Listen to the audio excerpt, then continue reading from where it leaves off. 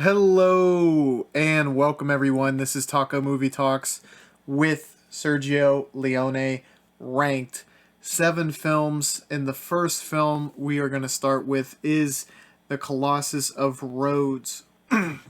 While vastly different from Leone's later projects, Colossus serves as a good showing of Sergio Leone's proficiency as a filmmaker.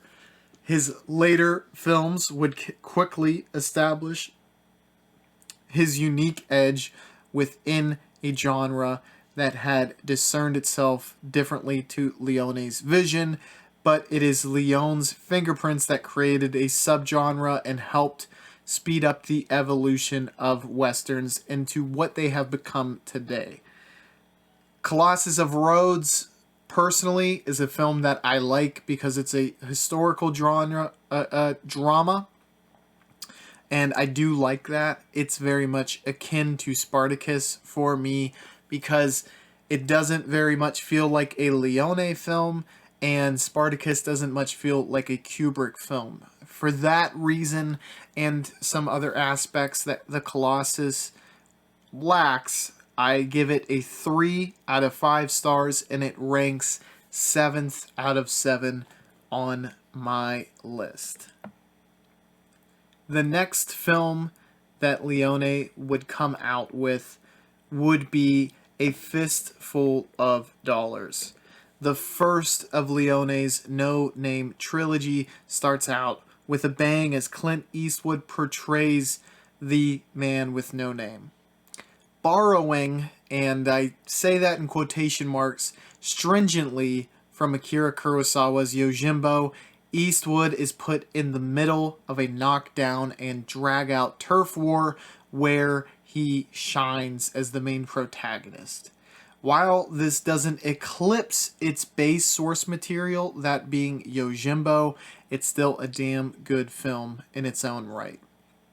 I give A Fistful of Dollars 4 out of 5 stars and have it as my 5th favorite film from Sergio Leone. The next film is the second entry in the No Name trilogy. Now, I think you're supposed to watch them, The Good, the Bad, the Ugly, for a few dollars more, and then A Fistful of Dollars, but going in chronological order of which they came out, Fistful of Dollars was 64, and then 65 was for a few dollars more. The second entry unveils perhaps the best villain of the trilogy, and maybe even Leone's career, El Indio. I love how we slowly piece together how dastardly this character is and how powerful the ending is, which really sets this movie over the top. This shows off Leone's writing from a more original standpoint in a great way. I give For a Few Dollars More 4 out of 5 stars as well, and have it just above A Fistful of Dollars at number 4 on my Sergio Leone ranking. The next film on the list in 1966 is The Good, the Bad, and the Ugly. Perhaps the magnum opus of the legend we're talking about here today, Sergio Leone, with whom has had many films that could be considered for good representation of their life work. The Good, the Bad, and the Ugly has loads of interesting characters, including but not limited to those referred to in the title. Tremendous score from Morricone, whose contributions are felt throughout this trilogy and Leone's career, minus The Colossus of Rhodes, and a wonderfully crafted narrative that keeps hairs standing on backs of necks all the way around the world. I think this film kind of cements what spaghetti westerns can be.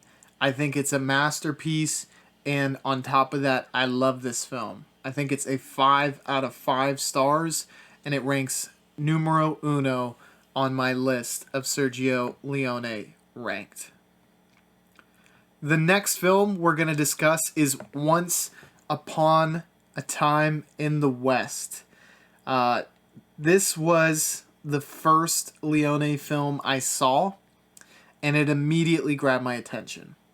Not only was the color so crisp on the screen, but the story ran counter to everything I thought I knew about Westerns. This made me want to watch more Leone, spaghetti Westerns, and Westerns as a whole. This is a masterpiece with a great cast and maybe the most impactful ending of all of Leone's films. I give Once Upon a Time in the West a 4.5 stars out of 5, and it ranks number 2 on my all-time ranking for Leone. Those of you keeping track at home, you might have deciphered what the next 2 films are, and you might have guessed where they are, as there's only 2 spots left. And the next film is Duck You Sucker. This is the last Western of Leone's storied career, with a titular combo of leads that make you feel a part of the journey that's taking place. This has all of the Leone trademarks, from maybe my dark horse favorite Morricone score to even bigger action set pieces that are explosive, to put it frankly, along with very weighty narrative decisions. Duck You Sucker is proof positive that Leone's success is no fluke. And while I prefer his other westerns to this, it is still great. I give Duck You Sucker a 4 out of 5 star, but unfortunately it only ranks 6th. And for those of you who are keeping track at home, that leaves only one movie in one spot: Once Upon a Time in America, number 3 on the list. 13 years after Duck You Sucker, Leone would release the most ambitious swan song of all, Once Upon a Time in America. This has a great cast and breaks the mold as to what we expect from Sergio Leone. While this has the violence and crime we'd come to expect from Leone, the character aspects surrounding De Niro and Woods' character are perhaps greater than any of his other films he's ever offered, which is saying a lot.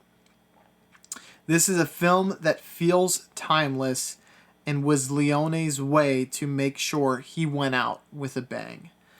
I think for him to switch it up and go American gangster after having shown what he was capable of with spaghetti westerns was bold, and I love when directors go bold. And I think the ending is really, really great. Super well thought out narrative and really well written. I give Once Upon a Time in America a 4 star as well, thinking, or basically meaning, it's great. I hope you all enjoyed this episode, and be sure to subscribe to the channel. I have tons of videos just like this going over westerns, spaghetti westerns, action flicks, rankings, you name it.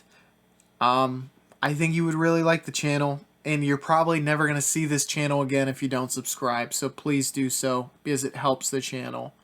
Also, like the video if you like it, and let me know your rankings down below, and let's have a discussion about which movie we think is better. I appreciate you all for watching, and I will catch you on the flippity floop. Bye, y'all.